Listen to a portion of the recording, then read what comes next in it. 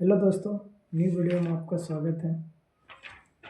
तो चलिए जीव विज्ञान की शाखाएं के आज हम पार्ट 2 के बारे में देखते हैं। पिछले वीडियो में हम लोगों ने पार्ट 1 के बारे में देखा था। अब हम लोग देखते हैं वनस्पति विज्ञान की प्रमुख शाखाएं, जैसे घास विज्ञान, घासों का अध्ययन व पालन। एल्गोलॉजी में क्या किया? शैवालों का अध्ययन। एल्गोलॉजी में शैवालों का अध्ययन। एल्गोलॉजी में शैवालों का अध्ययन।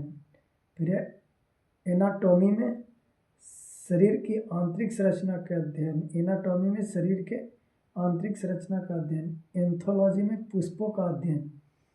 एंथोलॉजी में पुष्पों का अध्ययन। जीवाणु विज्ञान यानी जीवाणुओं का अध्ययन। जीवाणु विज्ञान, जीवाणुओं का अध्ययन।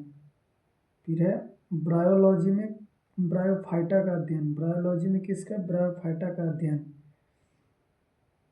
फिर है क्या? कैसिडोलॉजी में पादपों में रोगजनक गांठों का, कैंसर का अध्ययन। फिर है डेंट्रोक्रोनोलॉजी। डेंट्रोक्रोनोलॉजी में वृक्षों की आयु के अध्ययन। डेंट्रोक्रोनोलॉजी में वृक्षों की आयु का अध्ययन। इकोलॉजी में पौधे व वातावरण से संबंधित अध्ययन। इकोनॉमी बॉटनी में आर्थिक महत्व के पौधों का अध्ययन। एथनोबॉटनी में आदिवासी द्वारा पादपों के उपयोग का अध्ययन। फॉरेस्ट्री में वनों का अध्ययन। फॉरेस्ट्री में क्या किया जाता है? वनों का अध्ययन। फॉरेस्ट्री में क्या किया जाता है? वनों का अध्ययन। फॉरेस्ट्री में वनों का अध्ययन। फॉरेस्ट्री में वनों का अध्ययन। फॉरेस्ट्री में किसका अध्ययन किया जाता है? तो वनों का अध्ययन। फिर है एक्सोबायोलॉजी में किसका अध्ययन किया जाता है? एक्सोबायोलॉजी में अन्य ग्रहों पर संभावित जीवों की उपस्थिति का अध्ययन। एक्सोबायोलॉजी में जेनेटिक्स इंजीनियरिंग में कृत्रिम जीन्स का निर्माण व स्थानांतरण का अध्ययन किया जाता है।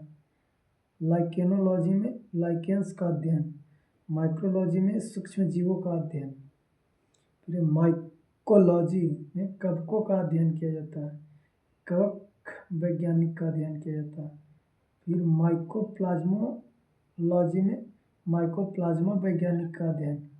फिर निमेटोलॉजी में निमेट्स का पादपों के साथ संबंधों का अध्ययन। पोलियोबॉटनी में पादप जीवाश्मों का अध्ययन। पेलिनोलॉजी में पराग कणों का अध्ययन। पैथोलॉजी में पादप रोगों का उपचार व अध्ययन। पैरासिटोलॉजी में पोषक तथा परजीवों के संबंधों का अध्ययन। फार्मेकोलॉजी में औषधीय पादप का अध्ययन। फिजियोलॉजी में विभिन्न पादपों के जैविक क्रियाएं का अध्ययन। टेरिडोलॉजी में टेरिडोफाइट्स का अध्ययन। फाइटोजियोग्राफी में पौधे के वितरण व उसके कारणों का अध्ययन। स्पेस बायोलॉजी में अंतरिक्ष तथा वायुमंडल में स्थित पादपों का अध्ययन। स्पर्मोलॉजी में बीजों का अध्ययन। और हीलियोथेरेपी में सूर्य के अभाव से चिकित्सा करने की प्रक्रिया। हाइड्रोपोनिक्स में इस शाखा के अंतर्गत बिना मृदा के बागवानी की जड़ लगाई जाती है।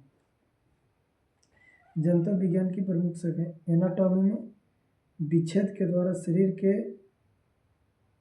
विविध अंगों की रचना का प्रदर्शन करना। एंथ्रोपोलॉजी में मानव जाति के सांस्कृतिक विकास का अध्ययन। इकोलॉजी में जैविक एवं अजैविक वातावरण से जीवों को विविध संबंधों का अध्ययन। एंडोक्राइनोलॉजी में अंतःस्रावी तंत्रों का अध्ययन।